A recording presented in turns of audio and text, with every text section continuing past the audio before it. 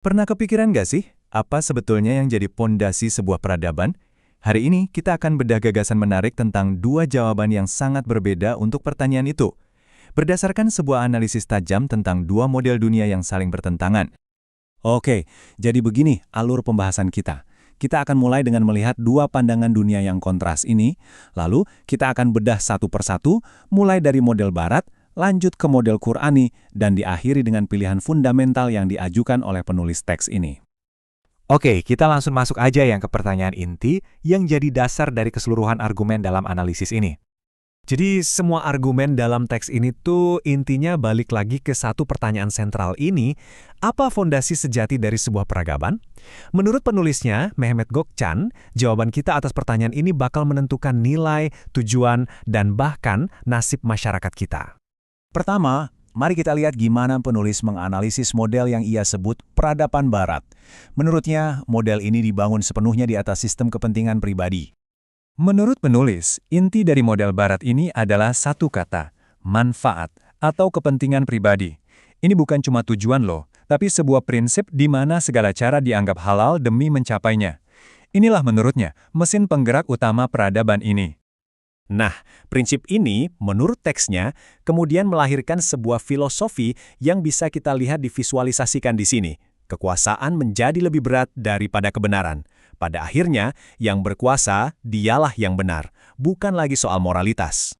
Terus, gimana filosofi ini diterapin di dunia nyata?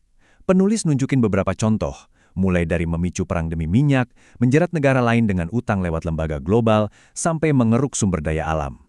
Semua ini, menurutnya, adalah wujud nyata dari pengejaran manfaat tadi. Di sini nih, penulis menyoroti sebuah kontradiksi yang menarik banget. Seperti yang bisa kita lihat, di satu sisi, model ini mendorong persatuan di dalam kelompoknya sendiri biar makin kuat. Tapi di sisi lain, ia justru memecah belah pihak lain untuk mempertahankan dominasinya. Semacam permainan dua muka, begitulah analisisnya. Penulis merangkum pandangannya dengan kalimat yang sangat kuat. Di balik negara-negara modern yang kita sebut beradab, ada darah, pengkhianatan, dan eksploitasi. Ini adalah sebuah klaim bahwa kemajuan yang terlihat indah itu, fondasinya dibangun di atas penderitaan pihak lain.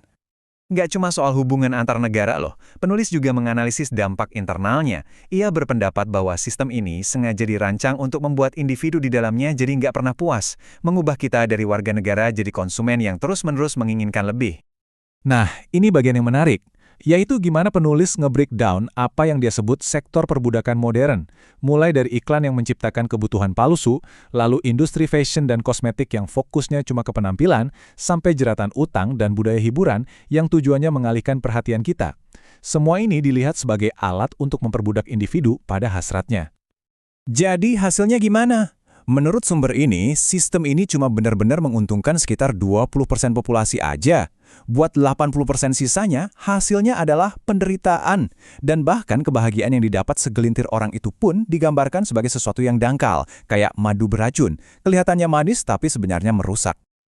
Oke, setelah kita bedah analisis kritis terhadap model barat, sekarang kita beralih ke alternatif yang ditawarkan penulis, model Qur'ani, yang ia gambarkan sebagai sebuah kerangka yang berlandaskan keadilan ilahi. Tabel ini benar-benar nunjukin perbedaannya secara gamblang ya. Coba lihat baris pertama, gimana yang kuat benar dari model barat langsung dibalik total jadi yang benar kuat dalam model Qur'ani. Atau gimana kepentingan pribadi sebagai tujuan utama diganti jadi kebajikan dan kehendak ilahi. Setiap prinsipnya kayak cerminan terbalik dari yang lain. Jadi kalau fondasi yang pertama tadi adalah manfaat, nah fondasi yang ini adalah hak, yang artinya kebenaran dan keadilan absolut. Dalam model ini, kekuatan sejati itu nggak datang dari kekuasaan, tapi dari posisi kita yang berada di pihak yang benar secara moral.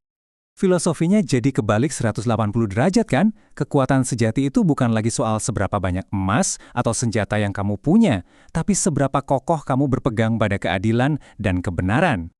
Bukannya konflik, mode interaksi utamanya di sini justru saling bantu, atau ta'awun. Dan ini bukan cuma soal kebaikan individu loh, tapi sebuah sistem yang terstruktur dalam masyarakat. Mulai dari amal yang terlembaga kayak zakat, kepedulian komunal, sampai solidaritas global. Lalu, apa yang menyatukan masyarakatnya? Bukan lagi ras atau nasionalisme, yang menurut penulis sering jadi alat pemecah belah. Di sini, pengikatnya adalah keyakinan dan rasa punya rumah yang sama, yaitu tanah air. Ini adalah penolakan yang jelas terhadap perpecahan rasial sebagai dasar persatuan. Dan tujuan akhir buat setiap individu bukanlah ngejar kepuasan materi yang gak ada habisnya. Justru sebaliknya, perjalanannya itu ke dalam diri, mendisiplinkan hawa nafsu, dan meninggikan ruh untuk mencapai potensi kemanusiaan tertinggi, yang disebut insani kamil, atau manusia sempurna. Oke, kita sudah melihat dua visi peradaban yang benar-benar kayak langit dan bumi. Penulis kemudian menyatukan keduanya, bukan cuma sebagai perbandingan akademis, tapi sebagai sebuah pilihan mendasar yang harus kita hadapi. Pada akhirnya, teks ini menyimpulkan bahwa dua fondasi yang berbeda ini pasti akan menghasilkan buah yang sangat berbeda juga. Satu model, menurut klaim penulisnya, menciptakan penderitaan massal demi keuntungan segelintir orang, sementara yang satu lagi berusaha mengangkat harkat semua anggotanya. Nah, analisis ini meninggalkan kita dengan satu pertanyaan terakhir yang penting, dan ini bukan cuma buat para filsuf. Prinsip apa yang menurut Anda benar-benar bisa menciptakan masyarakat yang sejahtera? Ini bukan cuma soal milih model, tapi soal merenungkan fondasi apa yang kita inginkan untuk masa depan kita bersama.